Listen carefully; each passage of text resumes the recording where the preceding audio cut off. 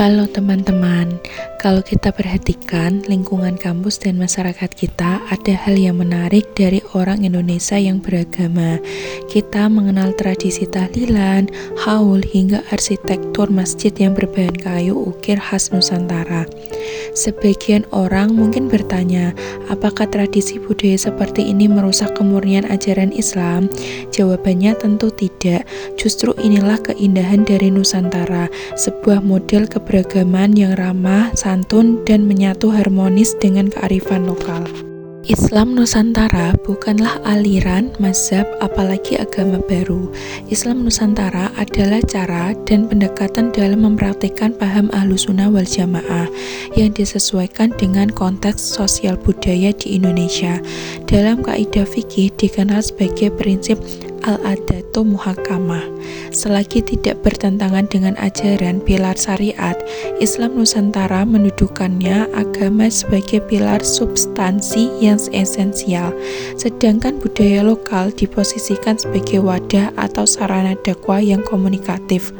Artinya, kaidah dan syariat tetap murni, namun kemasannya bersifat inklusif dan akomodatif terhadap tradisi lokal. Dan metode dakwah para wali songo, ketika Islam masuk ke Nusantara, para wali tidak mengikis habis budaya masyarakat yang sudah ada sebelumnya.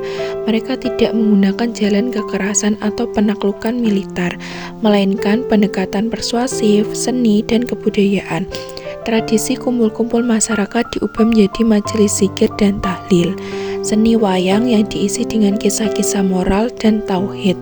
Strategi alkulturasi yang bijak inilah yang membuat Islam dapat berakar kuat di hati masyarakat Nusantara hingga hari ini tanpa memicu gejolak sosial. Saat ini kita diterpa derasnya informasi dan budaya asing melalui media sosial.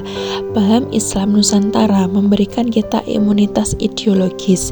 Kita belajar bahwa menjadi seorang muslim yang taat tidak berarti kita harus mengadopsi budaya luar secara mentah-mentah atau membenci tradisi bangsa sendiri.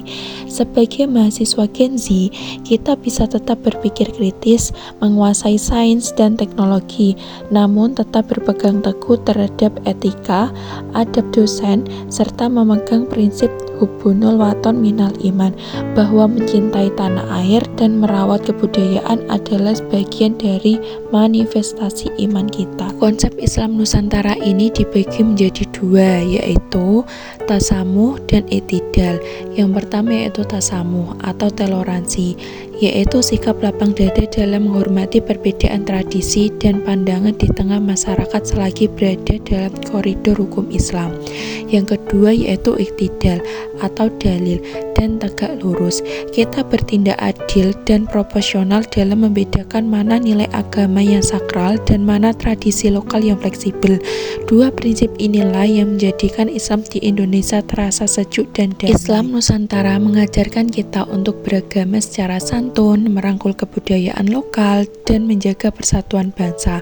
Mari kita jadikan kampus dan media sosial kita sebagai sarana menebar kedamaian dan toleransi.